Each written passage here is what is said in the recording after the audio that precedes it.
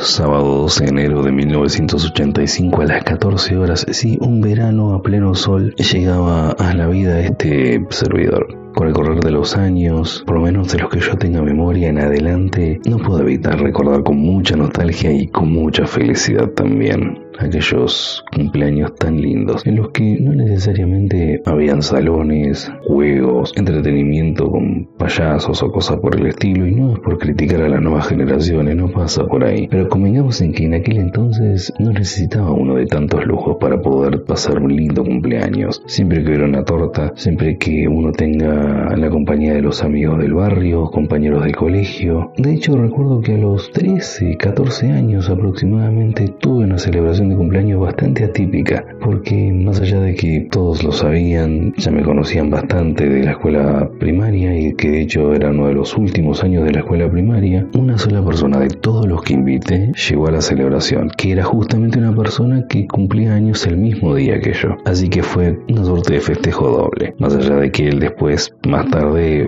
fue con su familia y lo pasó con ellos, pero la verdad que, salvo ese detalle en particular, ese año en particular, creo que fue 1998, 99 aproximadamente. Recordar esas épocas cuando uno era niño, cuando te servían el pastel, bueno, pastel como le dicen en otros lados, nosotros le decimos torta, ahí yo tengo entendido que torta le dicen a los sándwiches, o por lo menos los sándwiches de pan francés que sean de jamón o de milanesa, etcétera. Acá nosotros le decimos torta al pastel, pero como decía, cuando la torta era casera. De paso me acuerdo en una ocasión cuando mis padres no pudieron estar para el cumpleaños, no recuerdo exactamente por qué motivo, y le encargaron a mi hermana que haga la torta. Mi hermana sabía hacer, pero la única torta que conocía era la torta borracha. Para quien no conoce la torta borracha, entre las capas de bizcochuelo, es decir, cuando ya hace la masa de la torta, se le hace el corte para justamente rellenarlo con el dulce de leche repostero, el durazno al almíbar, por lo menos como lo hacemos nosotros acá. Para mantenerlo húmedo se le pone algún tipo de líquido, generalmente el almíbar, pero bueno, esta torta borracha tiene la particularidad de que se le pone moscato. Para quienes no tengan idea de lo que estoy hablando, el moscato o moscatel, como se lo conoce en otros lados, es un vino espumante de origen italiano, y debido a la ascendencia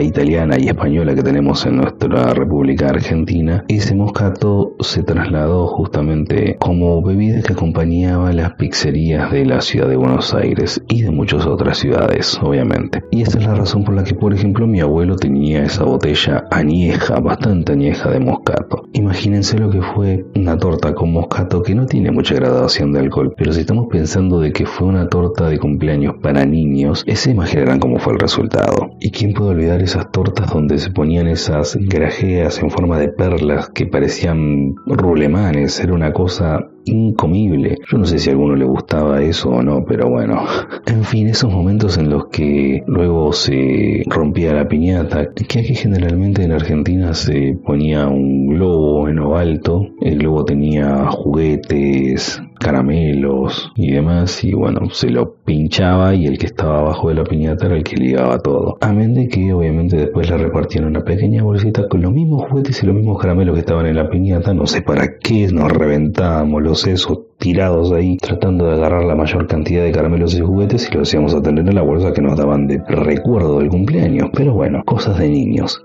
y que enmarcaron muy lindas anécdotas también. Pero ¿por qué en este momento estoy recordando este tipo de cumpleaños? ¿Porque los de ahora no tuvieron significado? No pasa por ahí, sino porque en aquellos tiempos, con algunos familiares presentes que hoy ya no están, y el hecho de convocar a toda la familia, son momentos en los que uno, haciendo la vista hacia atrás, aprende a valorar determinadas cosas, o despierta esa necesidad de comenzar a valorar determinadas cosas. Y eso es lo que me hizo pensar en este 12 de enero del año 2026, donde este servidor está cumpliendo 41 años. 41 que, bueno, si alguno le quiere jugar a la lotería, problema de él. No piensen que estoy incentivando desde acá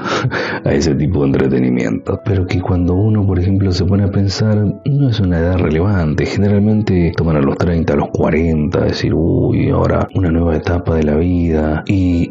qué pasó? Ya pasaste un año que cumpliste los 40 y yo creo que cuando uno se pone a pensar seriamente en qué hizo, qué no hizo, qué pudo haber hecho y no hizo, qué es lo que le quedó pendiente y cómo en el día a día, en su situación actual, está, digamos, pagando las consecuencias de lo que pudo haber hecho y no hizo, o de las decisiones equivocadas que tomó, todo eso provoca que incluso hasta una celebración tan trascendental como un cumpleaños carezca de sentido. Y no es la idea. Uno de los libros que más me gusta leer de la escritura, que es el libro de Eclesiastés, un libro muy incomprendido, un libro que dicho sea de paso no estaba pensado para ser incluido en el canon bíblico, porque si uno lo lee así de manera superficial es como que incentiva al famoso, bueno, bebamos y comamos que mañana moriremos, al que no te importe nada. Y en realidad lo que Salomón estaba tratando de decir desde el capítulo 1, en donde habla del sinsentido de una vida sin Dios, habla de cómo él en el capítulo 2, siendo el hombre más poderoso de su nación, teniendo todos los recursos habidos y por haber, y habiendo dado rienda suelta a todos sus impulsos y habiendo vivido todo, aún así se sentía vacío e insatisfecho. Y en el capítulo 3 en adelante hace toda una reflexión acerca de la importancia de poner a Dios en primer lugar, de darle a Dios el lugar que corresponde, y que eso hace que uno entienda que Dios sigue siendo soberano, incluso en el día a día de cada uno. Cuando habla de, por ejemplo, de que todo tiene su tiempo, reflexionando al final justamente de ese capítulo 3, donde dice que todo tiene su tiempo y todo lo que se espera debajo del sol tiene su hora, dice en el versículo 15 un texto que realmente a mí me marcó y me sigue marcando todavía hasta el día de hoy. Aquello que fue,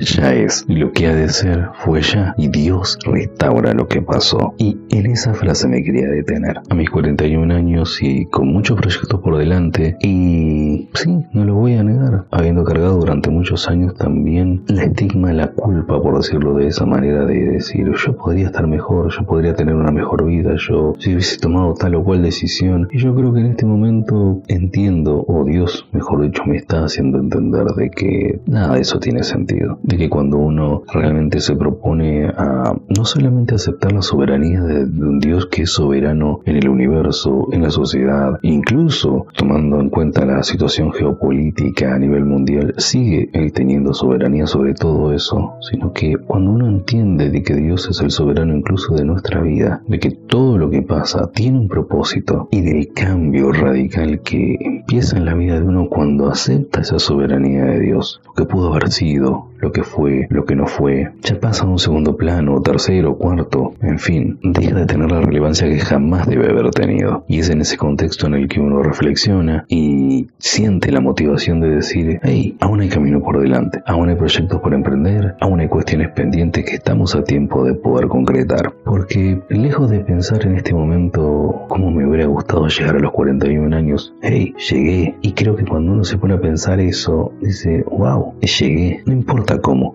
llegué y todavía hay camino por recorrer. Y pensando en eso y para ir cerrando, quería compartir una anécdota que realmente a mí me marcó y me va a seguir marcando hasta el final de mis días. Febrero del año 2016, a pocos días de recibir la noticia del fallecimiento de mi abuelo Andrés, quien de manera silenciosa había luchado durante muchos años contra un cáncer de próstata que le hizo metástasis en el pulmón, y él partió de este mundo a los 92 años. Imagínense cuánto tiempo más hubiese vivido. Y si había algo que lo caracterizaba era justamente eso, el hecho de que siempre se mantenía, viajaba, trabajaba, y verlo postrado en la camilla, la última vez que lo vi, sin fuerza ni siquiera para poder hablar, fue algo muy choqueante para mí. Pero recuerdo la última vez que lo saludé, me acerqué, le di un beso en la mejilla, y cuando quiero retroceder para irme, me toma fuertemente de los brazos y mirándome fijamente, con esa mirada con la que muchas veces nos regañaba y a su vez también nos transmitía palabras de gran sabiduría, me saludó de esa forma en la que siempre me saludaba. Me dijo con voz firme, sí, volviendo a hablar cuando él no podía hablar, me dijo que Dios me lo bendiga siempre, mi hijo, dando a entender de que su último deseo antes de partir de este mundo era que la bendición de Dios esté siempre conmigo. Y tal vez nunca lo pude entender, por lo menos hasta ahora. Ahora, eso quiere decir decir que recién a mis 49 años tome conciencia de las palabras de mi abuelo y que por todo el tiempo que pasó ya no tenga oportunidad, ya no tenga tiempo, ya listo, ya está, lo echaste todo a perder? No, por el contrario. Es por eso que recordando este momento tan especial y en el contexto de este nuevo año de vida que el Señor me da, realmente es motivo para poder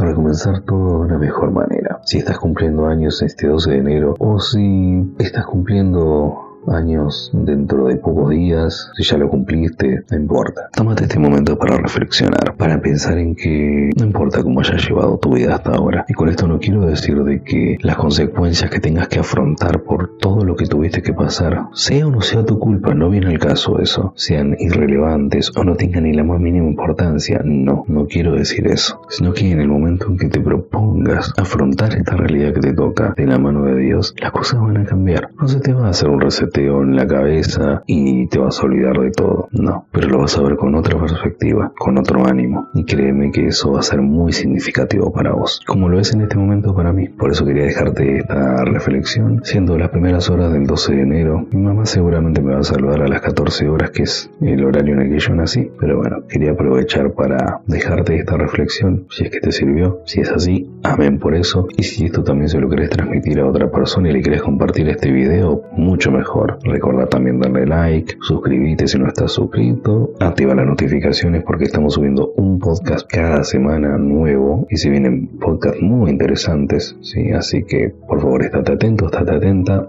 porque tenemos de cara a este 2026 mucho material. Así que te mando un gran abrazo y te deseo que Dios te bendiga.